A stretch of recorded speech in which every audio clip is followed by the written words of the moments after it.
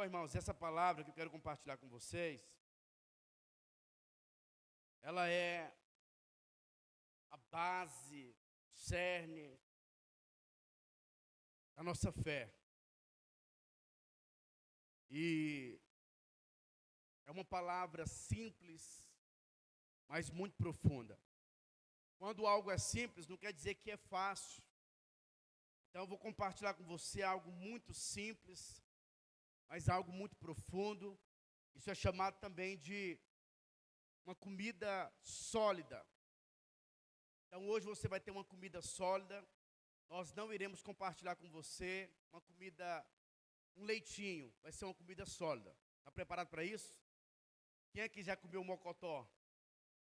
Eita glória. Depois, hã? Não, salgado. É. Então, é uma comida um pouco mais pesada. Dependendo, você nem consegue levantar da cadeira. Mocotó doce é geleia, né? Ajuda aí, meu Paulo. Glória a Deus. 2 Coríntios, capítulo 5, verso 21. Se você perguntar para mim hoje qual é o meu verso preferido do Novo Testamento, eu considero que é esse. 2 Coríntios, capítulo 5, verso 21, que diz assim, ó. Aquele que não conheceu o pecado,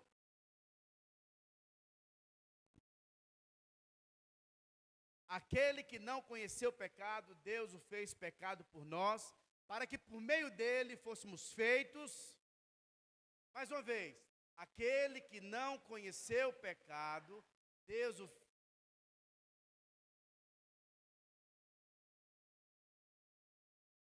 Aleluia! Conta que um garoto de 9 anos chamado Samuel, ele foi para a casa dos seus avós. Na verdade, ele foi para a fazenda dos seus avós. E aí, quando ele chega na fazenda dos seus avós, ele tinha um estilingue, ele pegava algumas pedras, ele então tentava acertar as árvores, ele tentava acertar algumas latas e também garrafas. Mas o Samuel não era muito bom de mira, então ele acertou poucas vezes. E aí, de repente, no meio daquela fazenda, ele escuta o sino, que era uma chamada para o almoço. Samuel, então, vai para a casa da sua avó. Chegando próximo, ele vê a patinha da sua avó de estimação. Ele pega o estilingue e mira bem na cabeça da patinha, porque ele tinha convicção que ele ia errar. E o que aconteceu? Ele acertou. Matou na hora o pato da sua avó. E aí o Samuel ficou um pouco meio preocupado, angustiado, amarelo, vermelho. E agora? Então ele arquiteta um plano, ele pega o patinho e decide enterrar escondido o patinho. Só tinha um problema. A Gabriela, a irmã do Samuel, estava na janela e ela conseguiu ver tudo.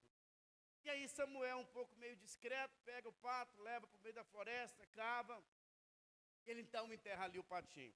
Chegando na casa da avó, a avó pergunta, mas Samuel, por que você demorou? Samuel diz, vovó, me perdoe, amanhã não vai acontecer mais isso, vou chegar no horário. Tudo bem, Samuel. E aí eles começaram a comer, aquele tanto de gente comendo. A avó, depois da comida, ela dá um grito dizendo, ô Gabriela, você hoje vai me ajudar, Gabriela, a lavar as louças e arrumar toda essa bagunça. A Gabriela dá um grito e diz, não, vó. O Samuel disse que vai lavar as louças hoje. Não é, Samuel? E aí, ele fala o seguinte, ela olha para Samuel e diz o seguinte, Samuel, eu vi o que você fez. O Samuel, um pouco meio entristecido, diz para a avó, sim, vó, eu vou lavar a louça. E aí ele então lava e ajuda ali a avó. A avó fica assustada porque o Samuel nunca tinha ajudado a avó a lavar a louça. E aí, de repente, eles vão para o jantar e no final, a avó diz para Gabriela, olha, Gabriela, você vai vir me ajudar agora, porque na hora do almoço foi o Samuel que me ajudou. Não, vó, o Samuel gostou de ajudar a senhora e disse que vai novamente. O Samuel, meio aborrecido, foi ajudar a avó. No outro dia, o seu avô chama Samuel para pescar. E aí o Samuel fica todo empolgado, arruma ali todo que ele precisa para ir para a pescaria, animado. E a avó dá um grito na Gabriela e diz: Gabriela, você vai me ajudar agora. Ela: não, vó, o Samuel vai te ajudar. Não é Samuel. Samuel revoltado. Ele chega na avó e diz o seguinte: vó, preciso conversar com a senhora. No dia de ontem, vó, eu peguei o meu estilingue, eu mirei no seu pato e eu matei o seu pato. Me perdoe, vó. Me perdoe. Eu nunca imaginei que eu fosse acertar. A avó, então, responde ao Samuel dizendo: filho, no dia que você matou o meu pato, eu também vi. Eu queria saber até quando você ia suportar a chantagem da Gabriela, a humilhação da Gabriela. Quando você matou aquele pato, eu percebi que você ficou mal, você ficou angustiado. Eu estava esperando esse momento. Eu quero te falar que quando você matou, a avó já tinha te perdoado. Sabe, essa é a história de muitos filhos de Deus. Lá na cruz o Senhor já pagou as nossas dívidas. Lá na cruz o sangue foi derramado. Já não há mais nenhuma condenação para aqueles que estão em Cristo. E muitos de nós vivemos debaixo de angústia, debaixo de depressão, debaixo de uma grande pressão, porque nós guardamos muitos fantasmas dentro de nós e não entendemos o que aconteceu de fato ali na cruz. Aqui no livro de 2 Coríntios, capítulo 5, verso 21, o apóstolo Paulo escreve dizendo o seguinte: aquele que não conheceu o pecado, Deus o fez pecado por nós, para que por meio dele fôssemos feitos justiça de Deus. E hoje a mensagem que eu tenho para você é a mensagem do justo que tem poder para justificar o pecador. Diga assim comigo: o justo que tem poder para justificar o pecador. Mais uma vez.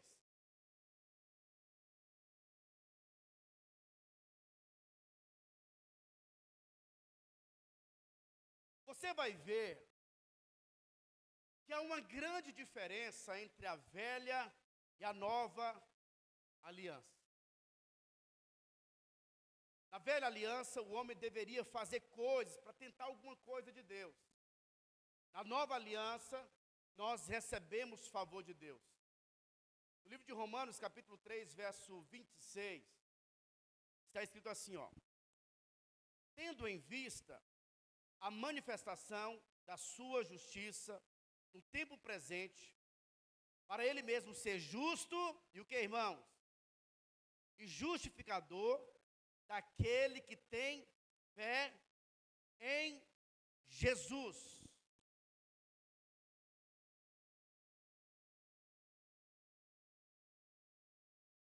O exercício mais importante de um filho de Deus é o exercício na justiça de Deus em Cristo Jesus.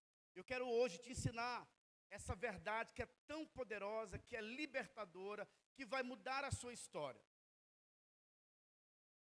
A Bíblia diz que Cristo, no livro de João, capítulo 1, verso 17, eu vou ler muitos versos bíblicos para que você possa ter eu quero construir aqui um assunto, ou talvez aí quero te dar uma base, para que você possa afirmar a sua fé nessas verdades. João capítulo 1, verso 17, a Bíblia diz assim, ó: a lei foi dada por intermédio de Moisés. A graça e a verdade veio por meio de Jesus. Mais uma vez, a lei foi dada por intermédio de, a graça e a verdade veio por meio de.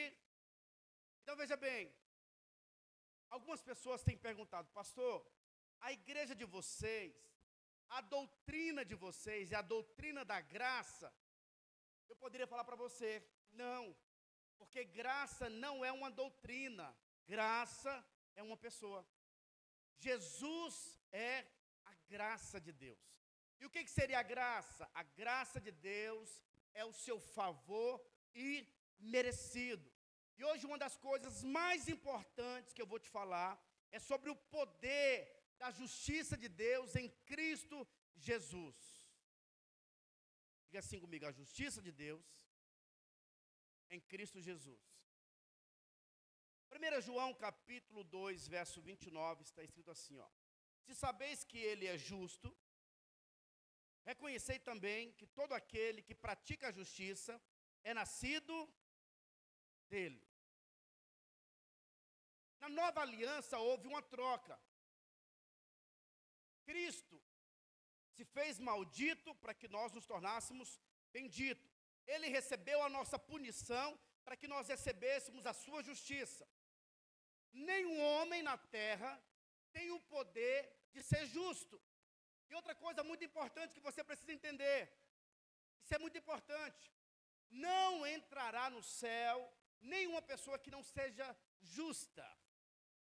Nenhum pecador vai entrar no céu. E aí, se nenhum pecador vai entrar nos céus, então isso quer dizer que nenhum homem tem poder para entrar nos céus. Nenhum pecador entra nos céus. O apóstolo Paulo diz que o salário do pecado é a morte. Então todos os homens merecem a morte. Mas a Bíblia diz que Deus se fez maldito para que nós nos tornássemos benditos pela fé. Muitas pessoas não compreendem o que de fato aconteceu lá na cruz. Lá na cruz, algo aconteceu, houve uma troca. Essa troca é a base da nova aliança. O homem não tinha poder e nem capacidade de ser salvo por si mesmo, por obra nenhuma. A salvação não está à venda. Deus é muito rico que não precisa vender a salvação. E o homem é muito pobre que não tem condições de comprar a salvação. E a única maneira do homem receber a salvação é quando ele recebe ela de graça. Efésios capítulo 2, verso 8, o apóstolo Paulo escreveu dizendo o seguinte, que a salvação, ela não é por obras para que nenhum homem se glorie, ela é de graça, para que nenhum homem bata no peito e diga, eu fui salvo porque eu fiz por onde. A graça de Deus é o favor imerecido. Eu gosto muito quando o apóstolo Paulo, ele diz o seguinte, Romanos capítulo 11, verso 36, o apóstolo Paulo escreveu dizendo, porque dele, por meio dele, para ele são todas as coisas. Em outras palavras, o apóstolo Paulo está dizendo que toda a glória tem que ser dada a ele. Nenhum homem vai ter mérito diante de Deus. Se tem algo que Deus sempre vai resistir, são aquelas pessoas que elas querem se relacionar com Deus com base nas suas obras. Deixa eu te falar, eu te desafio a olhar a Bíblia, o Novo Testamento, e você vê Jesus repreendendo, ou talvez rejeitando os pecadores. Não tem nenhuma referência bíblica. Agora, quem que Jesus vai resistir? Aqueles que acham que merecem alguma coisa. O Evangelho é para aqueles que não merecem. A justiça de Deus se manifesta para aqueles que se reconhecem. Aqueles que desejam andar pela lei. Só tem dois grupos de pessoas que andam pela lei. Só dois grupos. Número 1, são aqueles que são hipócritas. Eles dizem que estão andando, mas eles não conseguem. Porque a lei, ela é perfeita, ela é santa e o homem é pecador. A lei é como um espelho, ela reflete a nossa realidade. Se o cara é feio, na frente do espelho, você acha que ele vai mudar, sim ou não? Não vai mudar. Por quê? Porque o espelho mostra a realidade que nós somos. No livro de Romanos, capítulo 3, verso 19, olha o que está escrito. Isso é poderoso. Ora, sabemos que tudo que a lei diz, aos que vivem na lei, o diz para que se cale e todo mundo seja culpável perante Deus. Quando a lei ela é apresentada, todo homem vai se calar. Aí nós temos dois grupos de pessoas. Qual é o primeiro grupo de pessoas? O primeiro grupo de pessoas são aqueles que são hipócritas. Eles pregam para o outro sobre a lei, mas eles também não dão conta. E nós temos um grupo de pessoas que elas são honestas, elas querem obedecer, mas vivem debaixo de uma opressão, porque elas não conseguem, de uma maneira honesta, elas ficam mal. Deus, sabendo que nenhum homem teria condições de cumprir a lei, o que ele fez? Ele veio e cumpriu no nosso lugar. E lá na cruz ele substituiu. Aquele que não conhecia pecado, Deus o fez pecado por nós, para que por meio dele fôssemos feitos justiça de Deus. O apóstolo Paulo escreveu no livro de 2 Coríntios, capítulo 5, verso 17, e se alguém está em Cristo, é nova criatura. Você só vai se tornar nova criatura se você estiver em Cristo, não nas suas obras. Pastor, eu acho que Deus não está me amando muito não, porque eu não vi no jejum de 40 horas. A nossa fé não pode estar firmada nas nossas obras, mas na grande obra do Filho de Deus. Aquele que não conheceu o pecado, Deus o fez pecado por nós, para que por meio dele fôssemos feitos justiça de Deus. O que significa evangelho? Evangelho é a mensagem da boa notícia. Boa notícia. E tem muitas pessoas hoje que têm medo de crente. Por quê? Porque a maioria das igrejas tem pregado Moisés. Vem para Deus, senão você vai para o inferno. Vem para Deus, seu pecador. E tem pregadores que têm falado o seguinte: olha, vocês precisam se arrepender. Deus não tem movido mais na terra por causa do pecado. Mas se fosse o pecado, o Filho de Deus nem teria descido. A Bíblia diz que o Senhor, Ele é amigo dos pecadores. A mensagem da boa notícia, a mensagem em que Jesus olha para a prostituta e diz: eu também não te condeno, vai, não peques mais.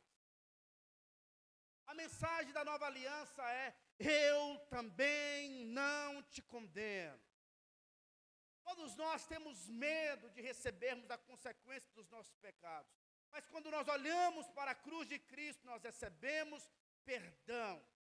E se você recebe a justiça de Deus no seu coração, a sua transformação começa de dentro para fora.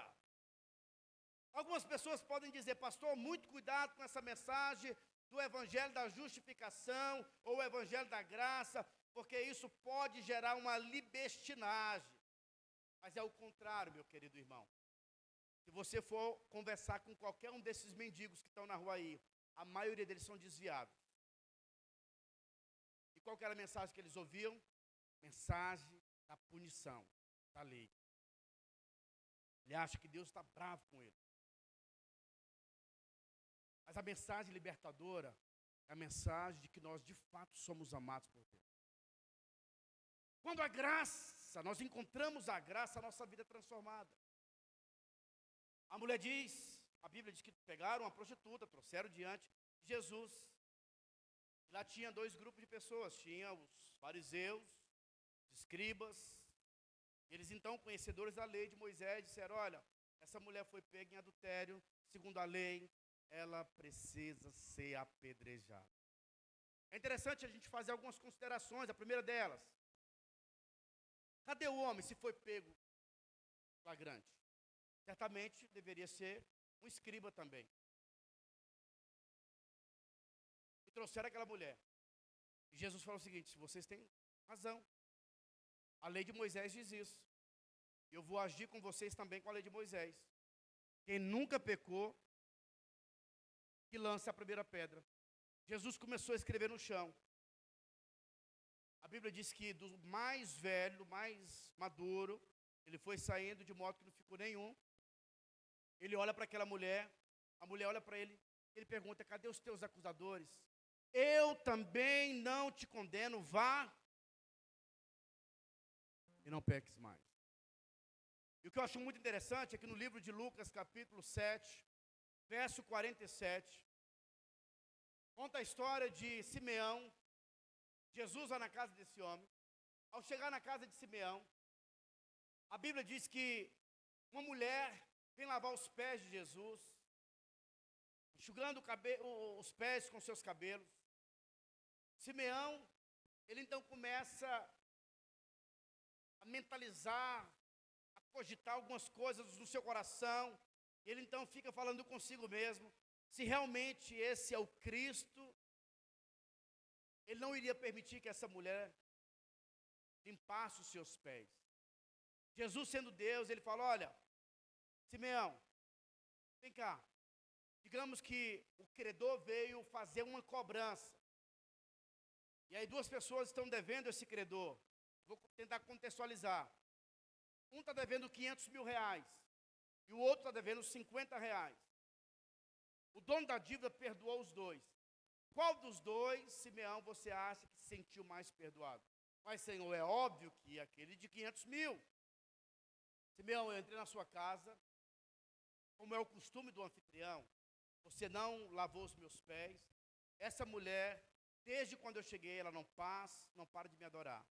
Simeão, eu posso te afirmar algo. Quem muito foi perdoado, muito ama. O apóstolo Paulo diz no livro de 2 Coríntios, capítulo 15, verso 10, ele diz assim, ó, 1 Coríntios 15, 10, diz assim, ó, mas pela graça de Deus sou o que sou, e a sua graça que me foi concedida não se tornou vã, antes trabalhei muito mais do que todos eles, todavia não eu, mas a graça de Deus comigo. Quando nós entendemos que nós somos justificados, quando nós entendemos que já não há mais nenhuma condenação contra as nossas vidas, quando nós entendemos que o preço foi pago lá na cruz, a responsabilidade em servir o Senhor é muito maior. Tem muitas pessoas que estão vindo para a igreja, servindo a Deus, e sabe, a cabeça dela, elas estão servindo buscando a salvação, como se a salvação fosse um processo. Mas a salvação, ela é instantânea. Quando eu creio, meu coração acende, eu então recebo a natureza de Cristo dentro de mim, a minha vida é transformada. Deus deu a Jesus uma aliança superior. Hebreus capítulo 8, verso 6, está escrito assim, ó. Agora, com efeito, obteve Jesus ministério tanto mais excelente, quanto é ele também mediador de superior aliança, instituída com base em superiores promessas. Verso 7. Porque se aquela primeira aliança tivesse sido sem defeito, de maneira alguma estaria sendo buscada lugar para uma segunda. E tudo isso por causa da justiça de Deus em Cristo Jesus.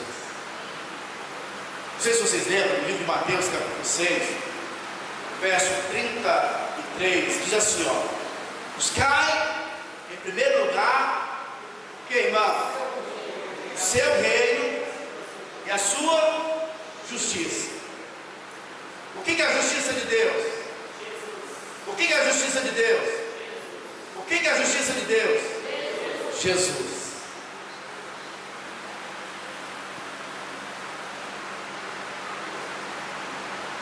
Por causa de Cristo, há uma sentença em relação a você. Por causa de Cristo, a sentença para você é que você é abençoado. Toda maldição hereditária foi quebrada. Gálatas capítulo 3, verso 13, está escrito: Cristo nos resgatou da maldição da lei, fazendo-se Ele mesmo maldito em nosso lugar. Como está escrito: maldito todo aquele que for pendurado em um madeiro. Talvez você não tenha conhecido a sua real identidade. A sua identidade é uma identidade consolidada, fundamentada na cruz. Você não é amaldiçoado, você é bendito. Você é a justiça de Deus em Cristo Jesus. E sabe qual é a nossa proposta diante do mundo espiritual e diante das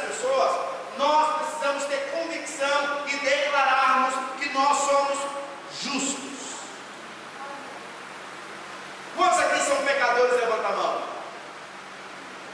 Não entendeu nada.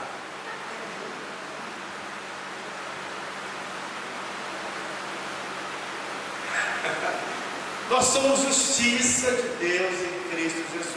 Amém. Agora, eu sei que os irmãos entenderam.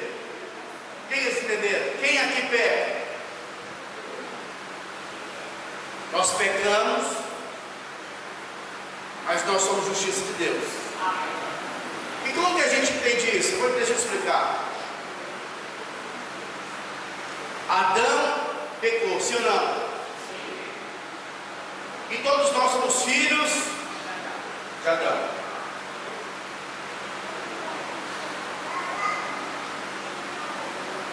Qual que é o fruto da manga? Qual que é o fruto da mangueira? Que vergonha!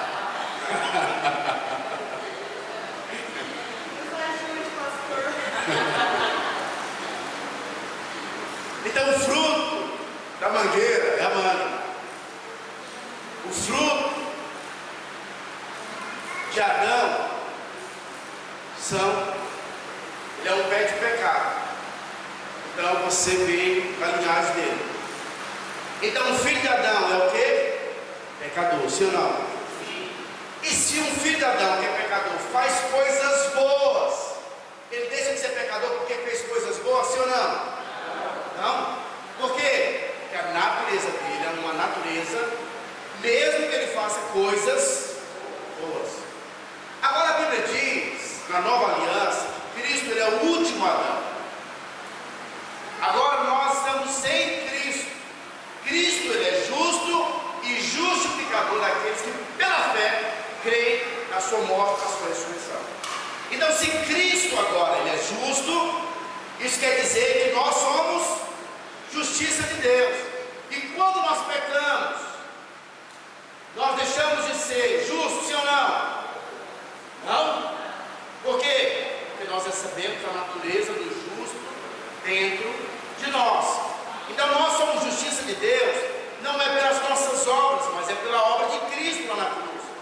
A nós foi concedido um presente, um dom, que é a justiça de Deus em Cristo Jesus. Amém ou não? Amém. Então houve uma grande substituição lá na cruz. E o exercício de todo filho de Deus é confessar dia após dia que nós somos justiça de Deus em Cristo Jesus. Irmãos, essa palavra parece ser uma palavra simples, mas é aqui que nós encontramos a raiz que vence a depressão. É aqui que nós vencemos, é a raiz para vencermos a síndrome do pânico. É aqui que nós vencemos a raiz do medo. Por quê? Porque o maior de todos os medos é o medo contra Deus. E Deus já não está mais irado conosco. E se Deus é por nós, quem será contra você? Agora você está guardado pelo Senhor. Deus não está irado com você. A Bíblia diz que havia uma promessa, uma profecia, o profeta Isaías tinha declarado no livro de Isaías 53, verso 6. O Senhor fez cair sobre ele a iniquidade de todos nós. Cristo é o nosso para-raio. Toda a ira de Deus veio, mas Cristo recebeu toda a ira do seu corpo, toda a punição. E agora, por meio da punição de Cristo, nós recebemos o seu perdão. Amém.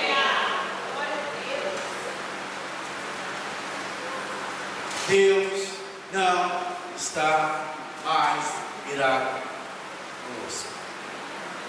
Deus tem pensamentos bons a nosso respeito. Pensamentos de paz e não de mal, para nos dar o fim que desejamos. Isso faz toda a diferença na nossa fé, na nossa crença.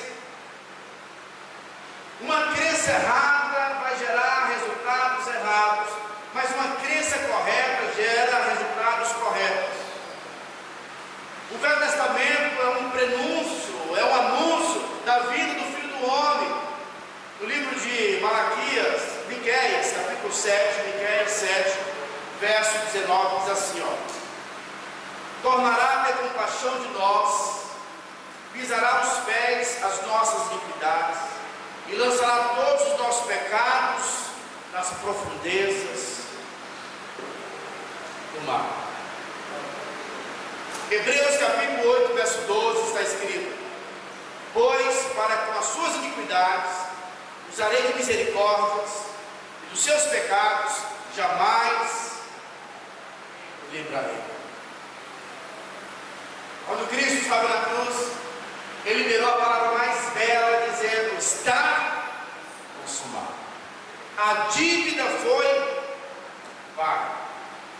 O diabo já não tem mais autorização para te acusar, para te aprisionar, porque por meio da morte de Cristo nós recebemos a sua bênção, nós recebemos o perdão. A nossa natureza só pode ser transformada quando nós compreendemos o poder da justiça de Deus em Cristo Jesus.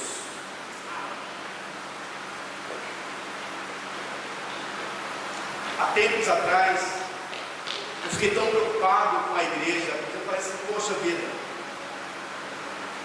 tem muita gente no nosso meio que ainda não teve a experiência do novo nascimento, de receber a natureza de Deus dentro do seu coração. E eu perguntei para Deus: mas Senhor, como que eu faço? Eu comecei a ser ministrado pelo Espírito da graça. Só há novo nascimento se nós começarmos a pregar a graça de Deus, o perdão pleno de Deus. Se você não entender isso, você vai frequentar cultos e jamais vai receber a natureza de Deus. Quando os nossos olhos estão fixados naquele que nos ama, a Bíblia diz que lá na cruz houve um encontro, o encontro da justiça de Deus com o seu amor.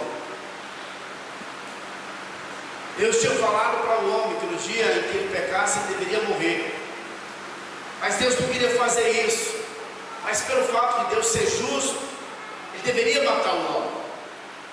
Mas ele desejou liberar o homem, salvar o homem. Então ele desceu do seu trono de glória. E lá na cruz, quando ele se entrega, há um verdadeiro encontro da justiça de Deus, que tem que punir, com a justiça do Filho, que está demonstrando o seu amor por nós, entregando-se naquela cruz.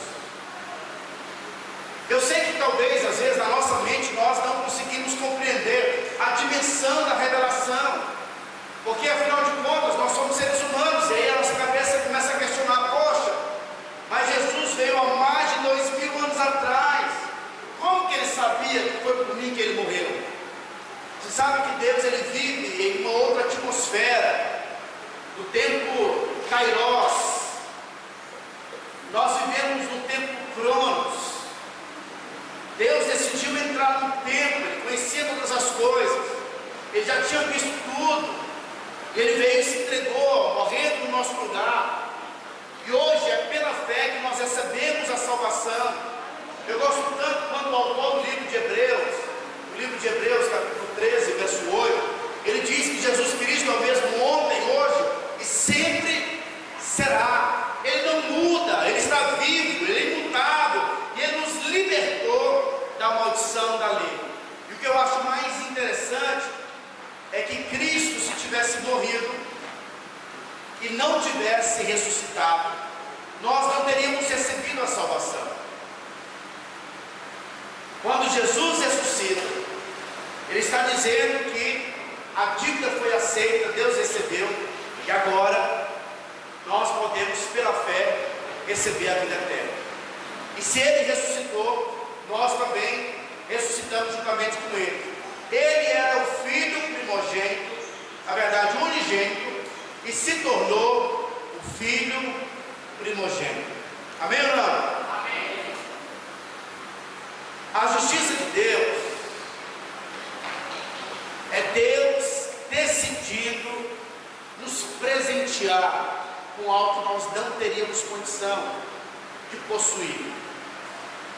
E o que eu acho mais interessante em relação à justiça é que Deus só dá justiça para quem não merece. Certa vez perguntaram para o C.S. Lewis. E a pergunta foi o seguinte: qual é a diferença do cristianismo para todas as outras religiões?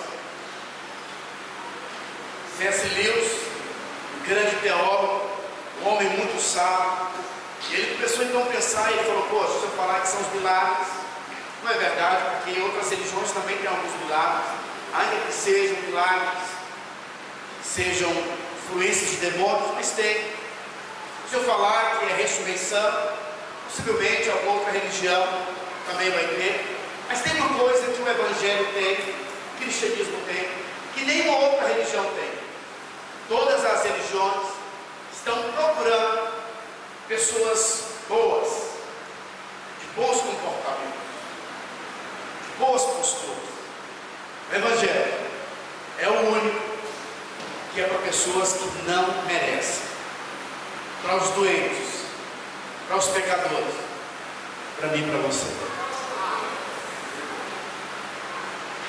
E o interessante é que quando nós olhamos nessa perspectiva da graça, você vai perceber que essa questão de aquele que não vem pelo amor, vem pela dor, isso é um engano, é um equívoco.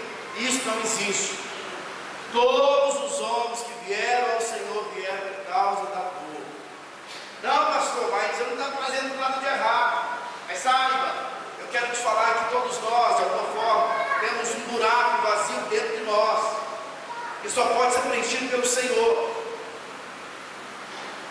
A Bíblia diz que a bondade do homem não passa de um trapo de imundícia. Então não existe nenhum homem bom, só Deus é bom. Porque só o Senhor é bom. Filipenses capítulo 3, verso 9 diz assim: ó, não tendo justiça própria, mas aqui é mediante a fé em Cristo, a justiça que procede de Deus.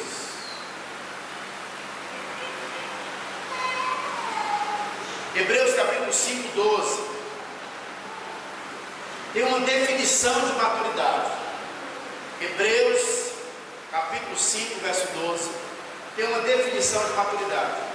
Quem é que deseja ter maturidade espiritual? Deixa eu te falar, a Bíblia diz que muitos filhos não desfrutam da herança espiritual porque são imaturos. Quem é imaturo na fé, a Bíblia diz que ele tem direito, mas não pode se apropriar porque é imaturo. Só quem desfruta de toda a herança do Pai são aqueles que são maduros. Agora, como definir alguém maduro na fé? Hebreus capítulo 5, verso 12. Abra aí sua Bíblia.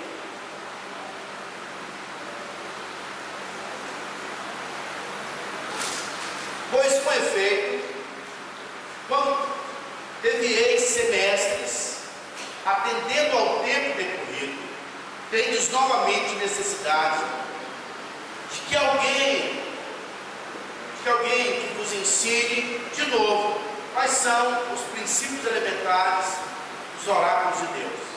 Assim, os tornardes como necessitados de leite e não de alimento sólido. Agora no verso 13 ele fala sobre o alimento sólido. Ora, todo aquele que se alimenta de leite é inexperiente na palavra da justiça. Diga a palavra da justiça. Porque é criança.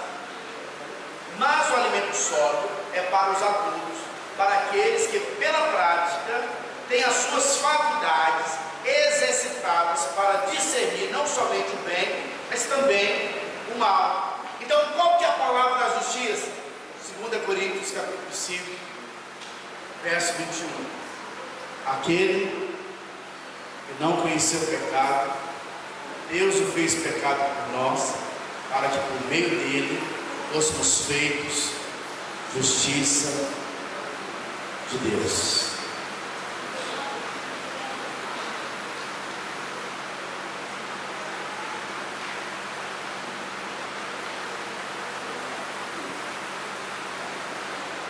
Tem algumas coisas que escandalizam os religiosos. O que mais escandaliza um religioso? Quando Paulo anuncia que os nossos pecados já foram perdoados.